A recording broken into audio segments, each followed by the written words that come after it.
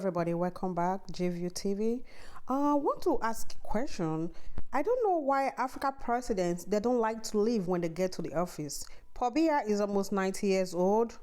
He has served for 40 years, almost 40 years. What are they still looking for? What power are they still looking for? Paul Biya doesn't really work very well, as in work very well. And two, to complete age is a good thing. It's not a bad thing. It's like Africa continent, they are afraid to leave power. They want to inherit presidency to their family members. And that is very wrong. When your time is due, you serve for 8 years. When your time is due, you need to let somebody else to serve. Watch the video. Cameroon's president was seen in public this week for the first time in months. Paul Biya usually spends a lot of time out of the country, but in recent times, there's been much speculation about his health and mental fitness. Now, Biya showed up at the annual National Day celebrations in the capital, Yaoundé, but this year, he didn't give a State of the Nation address, which he usually does the day before. Biya has been president of Cameroon for almost 40 years, and at 89, he is the oldest president and the second longest-serving head of state in Africa. And with me in studio now is our reporter from Cameroon, Blaise Eyong. Blaise, it's good to have you at the table. We'll talk a little bit about your reporting that's brought you here in a moment. But let's begin by what we've just seen. What do you make, or what are we to make, of President Biya not giving his usual speech in the run-up to National Day celebrations? Christine, you must understand that Biya has always portrayed himself as this tough guy who does exactly what he wants or only what he wants. Secondly, there are a lot of speculations in and out of Cameroon about the state of Biya's health. He's almost 90 years old. In fact, he's the oldest leader in the African continent. So that doesn't look so good. Before this National Day celebration, Biya was in Switzerland. Okay, Blaise, let's talk about the reporting that you've been doing in Cameroon that's also brought you to Germany. Tell us about that. Rights groups have reported abuse by the state security forces and by the government of President Paul Biya. I have been in rallies, I have been in events in Cameroon where people's rights, you would see that people's rights are being violated. So I've spoken to Cameroonians in Cameroon, but I also wanted to understand what has made so many Cameroonians to go on exile. That is why I came to Germany, and here's my report. Kawala once ran to be Cameroon's president. Now she makes protest videos for social media. She and her supporters take big risks speaking out against the government of Paul Biya. It is our lives. It is our lives. It's our survival. We don't say because there was an initiative yesterday, we will not do one today. We will do today. If this one fails, we will do tomorrow. And the next day, until we have our fundamental freedoms and rights as Cameroonians. She's fighting for freedom of expression, for democracy, for the right to gather and to protest.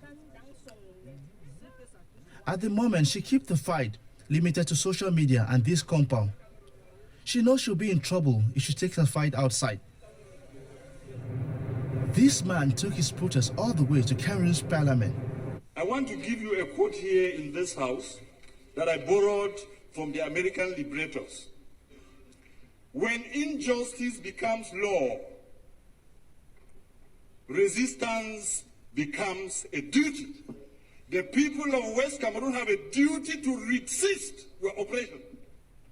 Joseph Weber was an opposition MP, but that speech he made went viral. He says the authorities threatened him so much, he left Cameroon. This week, he's meeting other exiles in Germany. This is the first time he dared appear in public. He feels safe now. He has asylum in the UK. For somebody my age who had lived all his life in his homeland, because I believed in it. I had so many opportunities in my life to live, and I said I wouldn't.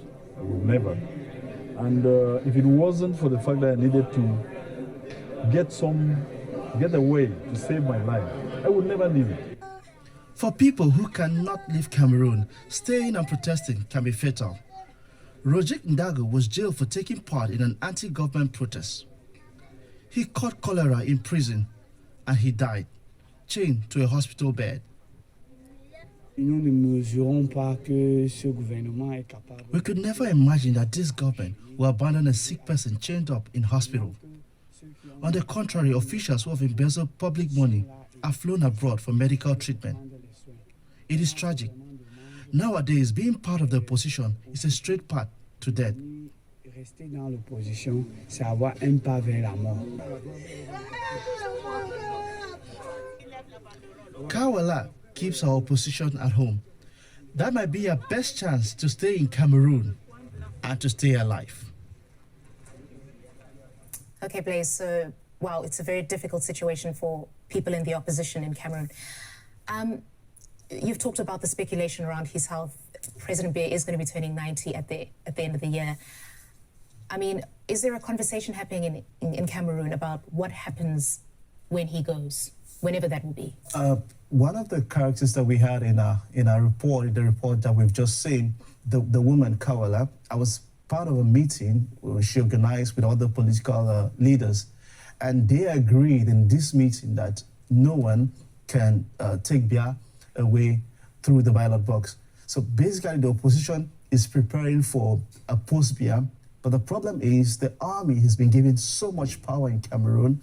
For close to 40 years that Biya has been in power, he's brought the army very close to him, made them very comfortable, and there are fears that the army would likely, we cannot say this for certain, but because of how much power, control, and they do things sometimes without consequences, this may be the route that the country may go after Biya is no longer president. Yeah. Also, there are conflicts in the north, in the southwest, and other parts of Cameroon, and different people are showing interest in becoming president.